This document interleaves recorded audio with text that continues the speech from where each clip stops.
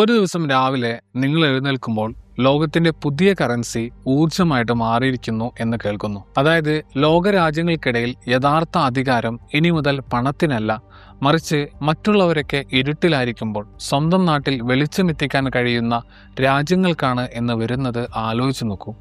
ഇതൊരു science fiction സിനിമയിലെ കഥയൊന്നുമല്ല.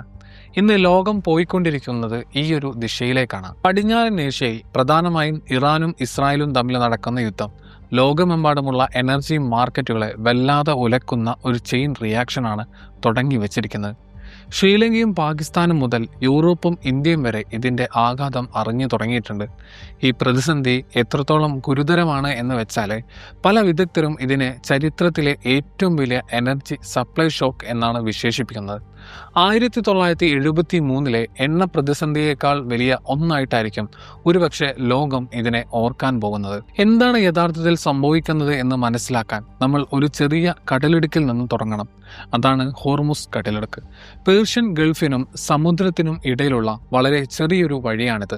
പക്ഷേ ലോകത്തിലെ ഏകദേശം 20% എണ്ണയും വലിയൊരു ഭാഗം ലിക്വിഫൈഡ് നാച്ചുറൽ ഗ്യാസും കടന്നുപോകുന്നത് ഇതിലൂടെയാണ്. കപ്പലുകൾ ഈ വഴിയിലൂടെ തടസ്സമില്ലാതെ പോകുമ്പോൾ ലോകം ഇതൊന്നും ശ്രദ്ധിക്കാറില്ല. എന്നാൽ ഇപ്പോൾ യുദ്ധവും കടലിലെ ആക്രമണങ്ങളും കാരണം ഈ വഴിയിലൂടെയുള്ള യാത്ര തടസ്സപ്പെട്ടിരിക്കുകയാണ്. ലോകത്തിന്റെ ഊർജ്ജമൊഴുകുന്ന ഈ പ്രധാന ഞരമ്പ് ഇറാൻ ഫലത്തിൽ അടച്ചുപൂട്ടിയിരിക്കുകയാണ്. കപ്പൽ കമ്പനികൾ പെട്ടെന്ന് തന്നെ വലിയൊരു റിസ്ക് നേരിടാൻ തുടങ്ങിയിരിക്കുന്നു. ടാങ്കറുകളുടെ ഇൻഷുറൻസ് തുക കുത്തനെ കൂടി. ചില വഴികൾ ഇപ്പോൾ അപകടം നിറഞ്ഞതായിട്ട് മാറി. കരാറുകൾ ഉണ്ടെങ്കിൽ പോലും വാങ്ങുന്നവർക്കും വിൽക്കുന്നവർക്കും തങ്ങളുടെ സാധനങ്ങൾ കൃത്യസമയത്ത് എത്തുമോ എന്ന കാര്യത്തിൽ ഒരു ഉറപ്പുമില്ല എന്നുള്ളതാണ്. അതുകൊണ്ടാണ് നമ്മൾ പറയുന്നത് ഇതിൻ്റെ പ്രശ്നം വില കൂടുന്നത് മാത്രമല്ല എന്ന്.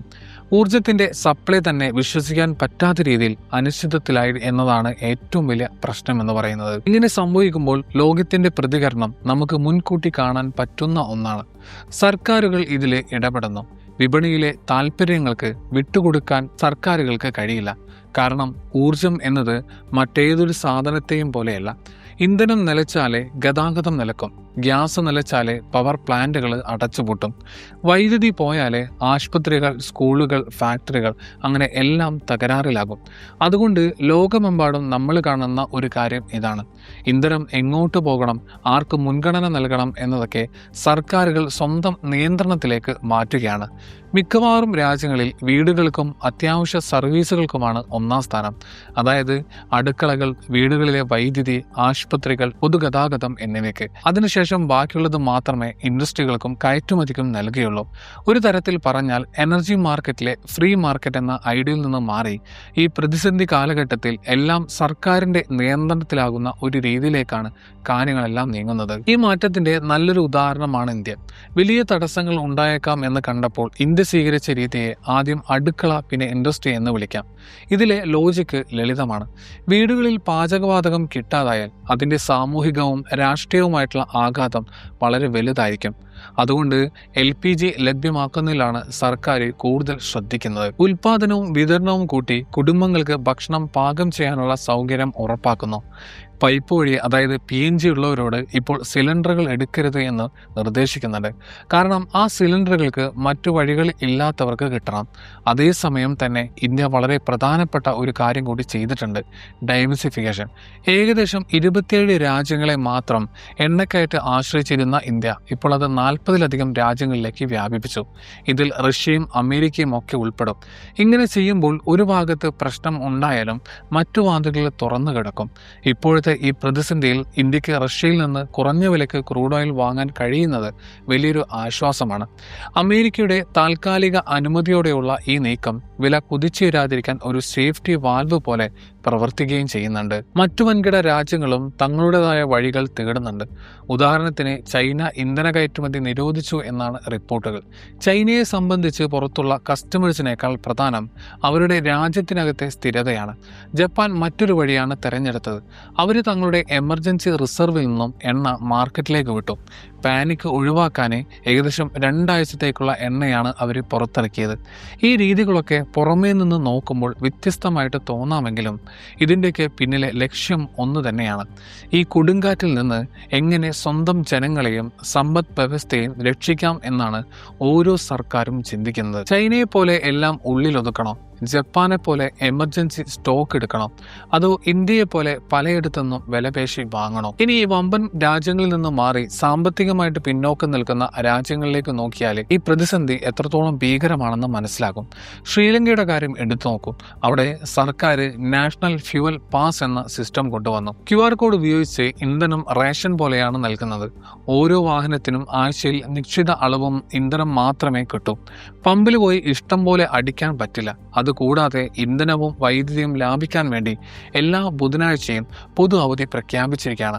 പാകിസ്ഥാൻ പല മേഖലകളിലും ജോലി ആഴ്ചയിൽ 4 ദിവസമാക്കി ചുരുക്കി. പകുതിയോളം പേര് വീട്ടിൽ നിന്ന് ജോലി ചെയ്യണം എന്ന നിയമം കൊണ്ടുവന്നു. ഗതാഗതവും ഓഫീസുകളിലെ വൈദ്യുതിയും കുറക്കാനാണിത്. ബംഗ്ലാദേശിൽ ഓരോ ദിവസവും മണിക്കൂറുകളോളം പവർ കട്ടാണ്. അവർ ഇറക്കുമതി ചെയ്യുന്ന ഗ്യാസിന്റെ വില നാട്ടിൽ ഉൽപ്പാദിപ്പിക്കുന്നതിനേക്കാൾ 18 മടങ്ങ് വർദ്ധിച്ചു. ആലോചിച്ച് നോക്കൂ, 1 രൂപയ്ക്ക് കിട്ടിയിരുന്ന സാധനത്തിന് 18 രൂപ കൊടുക്കേണ്ടി വരുന്ന അവസ്ഥ. അത്ര വലിയ ഷോക്കാണ് അവരുടെ എക്കോണമി നേരിടുന്നത്. ഏഷ്യയിൽ ഉടനീളം ഇതേ അവസ്ഥ തുടരുന്നുണ്ട്. വിയറ്റ്നാമും ഫിലിപ്പീൻസും ഗതാഗത കുരുക്കും ഓഫീസുകളിലെ വൈദ്യുതി ഉപയോഗവും കുറയ്ക്കാൻ വർക്ക് ഫ്രം ഹോം രീതി പ്രോത്സാഹിപ്പിക്കുന്നുണ്ട്. തായ്ലാൻഡ് സർക്കാർ ജനങ്ങളോട് എയർ കണ്ടീഷണർ ഉപയോഗം കുറക്കാനും ലിഫ്റ്റുകൾ ഒഴിവാക്കാനും ഒക്കെ അഭ്യർത്ഥിക്കുന്നു. സമാധാനകാലത്ത് ഇതൊന്നും സാധാരണ സംഭവിക്കുന്ന കാര്യങ്ങളല്ല. ഇതൊക്കെ കാണിക്കുന്നത് ഊർജം എന്നത് ഇപ്പോൾ ഒരു യുദ്ധകാല വിഭവം പോലെയാണ് കാണുന്നത് എന്നാണ്. ഓരോ യൂണിറ്റും ലാഭിക്കണം, ആവശ്യമില്ലാത്ത യാത്രകൾ ഒഴിവാക്കണം എന്ന സ്ഥിതി. ഏഷ്യക്ക് പുറത്തേക്ക് നോക്കിയാൽ ഈ പ്രതിസന്ധിയുടെ മറ്റൊരു മുഖം കാണാം. ദക്ഷിണ കൊറിയയിൽ നേരത്തെ നിർത്തലാക്കിയിട്ടുള്ള കൽക്കരി പ്ലാന്റുകൾ വീണ്ടും തുടങ്ങാൻ ആലോചിക്കുകയാണ്. ക്ലീൻ എനർജിയെക്കുറിച്ചും മലിനീകരണം കുറക്കുന്നതിനെക്കുറിച്ചും സംസാരിച്ചിരുന്ന ഒരു രാജ്യം ഇപ്പോൾ കൽക്കരി കത്തിക്കാൻ നിർബന്ധിതരായിരിക്കുന്നു. കാരണം വേറെ വഴിയില്ല. വാഹനങ്ങൾക്ക് ഒറ്റ ഇരട്ടാക്ക നിയന്ത്രണം പലയിടത്തും തിരിച്ചു കൊണ്ടുവരികയും ചെയ്തു. ഈജിപ്ത് ഇന്ധന സബ്സിഡി കൂട്ടി ജനങ്ങളെ സഹായിക്കാൻ നോക്കുന്നുണ്ട്. കെനിയ അവരുടെ ഇന്ധന സ്റ്റെബിലൈസേഷൻ ഫണ്ട് ഉപയോഗിച്ച് പെട്ടെന്നുണ്ടാകുന്ന വിലക്കയറ്റം തടയാൻ ശ്രമിക്കുകയും ചെയ്യുന്നുണ്ട്. ന്യൂസിലാൻഡ് അവരുടെ ഇന്ധന സ്റ്റോക്കുകൾ സൂക്ഷ്മമായിട്ട് നിരീക്ഷിക്കുന്നുണ്ട്. ഇതിനിടയിൽ യൂറോപ്പ് വല്ലാതെ തളർന്നിരിക്കുകയാണ്. കഠിനമായിട്ടുള്ള ഒരു ശൈത്യകാലം കഴിഞ്ഞു നിൽക്കുന്ന അവർക്ക് ഗ്യാസ് സപ്ലൈയിൽ വലിയ തടസ്സങ്ങൾ നേരത്തെ തന്നെ ഉണ്ടായിരുന്നു. യൂറോപ്പിലെ ഗ്യാസ് സ്റ്റോറേജ് ഇപ്പോൾ ഏകദേശം 30% മാത്രമേ ഉള്ളൂ. അടുത്ത ഒരു തണുപ്പുകാലം വന്നാൽ എന്തു ചെയ്യും എന്ന പേടിയിലാണ് അവർ. ജർമ്മനിയും ഇറ്റലിയും പോലുള്ള വമ്പൻ രാജ്യങ്ങൾ സാമ്പത്തിക മാന്ദ്യത്തിന്റെ വക്കിലാണ്. ഊർജത്തിനുള്ള വലിയ ചെലവ് ഫാക്ടറികളെ തളർത്തുന്നു. സാധനങ്ങൾക്ക് വില കൂടുന്നു. പലയിടത്തും ഉൽപ്പാദനം നിർത്തേണ്ടി വരുന്നു. യൂറോപ്പിലെ ചില കാഴ്ചകൾ ശരിക്കും ഞെട്ടിക്കുന്നതാണ്. യൂറോപ്യൻ യൂണിയനിൽ ഇന്ധന റേഷൻ ഏർപ്പെടുത്തിയ ആദ്യ രാജ്യമായിട്ട് സ്ലൊവേനിയ മാറി. ഒരാൾക്ക് ഒരു ദിവസം 50 ലിറ്ററിൽ കൂടുതൽ ഇന്ധനം വാങ്ങാൻ അനുവാദമില്ല. ഇത് നിയന്ത്രിക്കാൻ പട്ടാളത്തെ പോലും വിളിക്കേണ്ടി വന്നു. ജർമ്മനിയിൽ പമ്പുകളിൽ ഒരു ദിവസം ഒരു തവണ മാത്രമേ വില മാറ്റാൻ പാടുള്ളൂ എന്ന നിയമം വന്നു. വിലയിൽ പെട്ടെന്നുണ്ടാകുന്ന വലിയ മാറ്റങ്ങൾ തടയാനാണിത്. പണ്ട് പരിസ്ഥിതി സൗഹൃദ ഊർജത്തെക്കുറിച്ച് സംസാരിച്ചിരുന്ന പല രാജ്യങ്ങളും ഇപ്പോൾ കൽക്കരി പ്ലാന്റുകൾ വീണ്ടും തുറക്കുന്നു. ആദർശങ്ങൾ യാഥാർത്ഥ്യങ്ങൾക്ക് മുന്നിൽ വഴിമാറുകയാണ്. ഇതൊരു പ്രധാനപ്പെട്ട പോയിന്റിലേക്ക് നമ്മളെ എത്തിക്കുന്നുണ്ട്. പരിസ്ഥിതി ആദർശങ്ങളാണോ അതോ നിലനിൽപ്പാണോ പ്രധാനം എന്നുള്ളത്. പരിസ്ഥിതി സംരക്ഷണത്തിന് വലിയ പ്രാധാന്യം നൽകിയിരുന്ന രാജ്യങ്ങൾ പോലും ഇപ്പോൾ ഒന്ന് പിന്നോട്ട് പോകാൻ നിർബന്ധിതരായിരിക്കുന്നു എന്നുള്ളതാണ്. ദക്ഷിണ കൊറിയയുടെ കാര്യം നമ്മൾ പറഞ്ഞു. സ്പെയിൻ ഇന്ധനവില കുറക്കാൻ വലിയ തുക നീക്കിവെച്ചു. തായ്വാൻ സർക്കാർ ഇന്ധനവിലക്കയറ്റത്തിന്റെ 60% സ്വന്തമായി ഏറ്റെടുത്തു. സാമ്പത്തിക ബാധ്യതകൾ ഏറ്റെടുക്കുമ്പോൾ മനസ്സിലാക്കേണ്ടത് ഈ പ്രശ്നം അത്രക്ക് ആഴത്തിലുള്ളതാണ് എന്നാണ്. ഒരു നേതാവും പെട്രോൾ പമ്പിലെ ജനക്കൂട്ടത്തെയോ കറന്റ് ബില്ല് കൂടുന്നതിനെയോ പേടിക്കാതിരിക്കില്ല എന്നുള്ളതാണ്. ഇതൊരു വെറും ഇന്ധന പ്രതിസന്ധി മാത്രമല്ല എന്ന് നമ്മൾ മനസ്സിലാക്കണം. ഊർജം എന്ന് പറയുമ്പോൾ അത് പെട്രോളും ഡീസലും മാത്രമല്ല, അത് ഗ്യാസാണ്, വൈദ്യുതിയാണ്, കൽക്കരിയാണ്. കൃഷിയും ഗതാഗതവും വ്യവസായവും എല്ലാം ഇതിനെ ആശ്രയിച്ചാണ് ഇരിക്കുന്നത്. ഊർജത്തിന് വില കൂടുമ്പോൾ അതിൻ്റെ ആഘാതം എല്ലായിടത്തും എത്തും. വളത്തിന് വില കൂടും, അപ്പോൾ കൃഷി ചെലവ് കൂടും. ഗതാഗത ചെലവ് കൂടുമ്പോൾ ട്രക്കിലും ട്രെയിനിലും വരുന്ന എല്ലാ സാധനങ്ങൾക്കും വില കൂടും. ഫാക്ടറികൾക്ക് വലിയ ചെലവ് വരും. ചിലപ്പോൾ പവർ കട്ട് കാരണം അവ അടച്ചിടേണ്ടി വരും. ഈ പ്രശ്നങ്ങൾ സാമ്പത്തിക വ്യവസ്ഥയെ മൊത്തത്തിൽ ബാധിക്കും. പണപ്പെരുപ്പം കൂടും. പ്രത്യേകിച്ച് ഭക്ഷണ സാധനങ്ങൾക്ക് വില കൂടുന്നത് പാവപ്പെട്ടവരെ വല്ലാതെ ബാധിക്കുകയും ചെയ്യും. ജോലികൾ നഷ്ടപ്പെടാൻ സാധ്യതയുണ്ട്. ലോകം മൊത്തത്തിൽ ഒരു സാമ്പത്തിക മാന്ദ്യത്തിലേക്ക് പോകാൻ ഇത് കാരണമാകുകയും ചെയ്യും. ദുർബലമായിട്ടുള്ള സമ്പദ് വ്യവസ്ഥയുള്ള രാജ്യങ്ങളിലെ കറൻസിയുടെ മൂല്യം കുറയും. പടിഞ്ഞാറൻ ഏഷ്യയിലെ ഒരു ചെറിയ കടലെടുക്കിൽ തുടങ്ങിയ പ്രശ്നം എങ്ങനെയാണ് ലോകം മുഴുവൻ പടരുന്നത് എന്ന് നോക്കൂ. ഈ സാഹചര്യത്തിൽ എല്ലാവരും ചോദിക്കുന്ന ഒരു ചോദ്യമുണ്ട്: ഇന്ത്യ സുരക്ഷിതമാണോ എന്നുള്ളത്. സത്യസന്ധമായി പറഞ്ഞാൽ ഇന്ത്യ പല രാജ്യങ്ങളെക്കാളും സുരക്ഷിതമാണ് എന്നുള്ളതാണ്. പക്ഷേ പൂർണ്ണമായിട്ടും സുരക്ഷിതമാണെന്ന് പറയാനും കഴിയില്ല. ഇന്ത്യയുടെ ഗതാഗതം, കൃഷി, വ്യവസായം എല്ലാം ഇറക്കുമതി ചെയ്യുന്ന എണ്ണയെയും ഗ്യാസിനെയും ആശ്രയിച്ചാണ് ഇരിക്കുന്നത്. എണ്ണവില ബാരലിന് $100 നിന്ന് 150 190 ഒക്കെ ആയാലേ ഇന്ത്യക്ക് അതിൻ്റെ ആഘാതത്തിൽ നിന്ന് രക്ഷപ്പെടാൻ കഴിയില്ല. ഒന്നുകിൽ പെട്രോൾ വില കൂട്ടണം, അല്ലെങ്കിൽ സർക്കാർ ആ ബാധ്യത ഏറ്റെടുക്കണം. ആരും പണം നൽകാത്ത ഒരു അത്ഭുത വഴി ഇതിനില്ല. എങ്കിലും ഇന്ത്യക്ക് ചില മുൻകരുതലുകളുണ്ട്. അതിലൊന്നാണ് സ്ട്രാറ്റജിക് പെട്രോളിയം റിസർവ് എന്ന് പറയുന്നത്. ഭൂമിക്കടിയിൽ സൂക്ഷിച്ചിരിക്കുന്ന എണ്ണയാണിത്. ഏകദേശം 2 ആഴ്ചത്തേക്കുള്ള എണ്ണ ഇതിലുണ്ട്. കൂടാതെ ഓയിൽ കമ്പനികളുടെ കയ്യിൽ കുറച്ചുകൂടി സ്റ്റോക്ക് ഉണ്ടാകുകയും ചെയ്യും. ഇതെല്ലാം കൂടി ചേർത്താൽ 2-3 മാസത്തെ ആശ്വാസം നമുക്ക് കിട്ടും. ഇത് പാനിക് ഒഴിവാക്കാൻ സഹായിക്കും എന്നുള്ളതാണ്. പിന്നെ ഇന്ത്യയുടെ നയതന്ത്രം. റഷ്യയുമായിട്ട് നല്ല ബന്ധം സൂക്ഷിക്കുന്നതും കുറഞ്ഞ വിലയ്ക്ക് എണ്ണ വാങ്ങുന്നതും ഇന്ത്യയെ വലിയ വിലക്കയറ്റത്തിൽ നിന്നും സംരക്ഷിക്കുന്നുണ്ട്.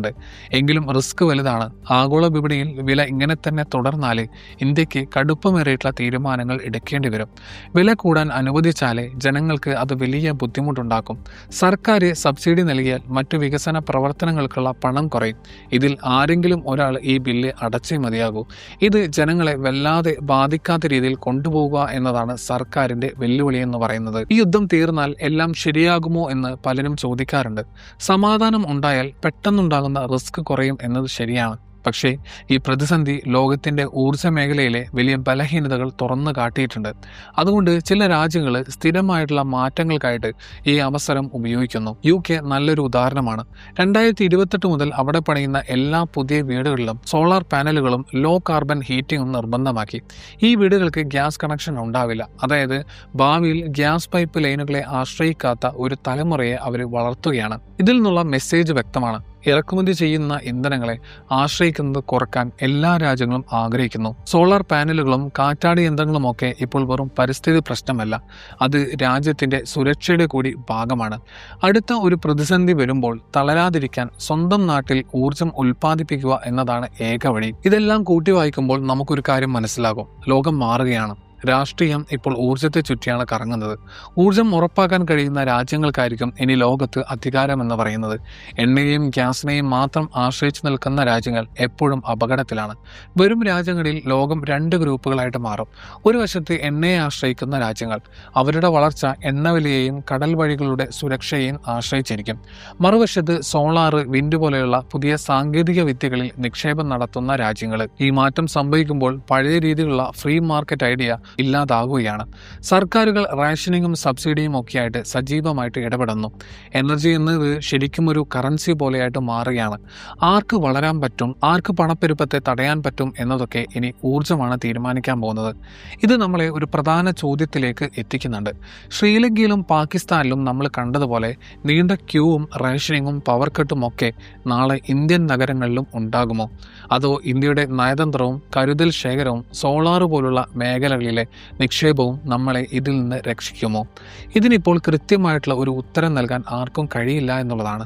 പക്ഷേ ഒരു കാര്യം ഉറപ്പാണ്: വരും വർഷങ്ങളിൽ ഊർജത്തെ വെറുമൊരു സമാധാനമായല്ല, മറിച്ച് സുരക്ഷയുടെയും അധികാരത്തിൻ്റെയും പുതിയ കറൻസിയായിട്ട് കാണുന്ന രാജ്യങ്ങളായിരിക്കും ലോകത്തിൻ്റെ ഭാവി തീരുമാനിക്കുന്നത്.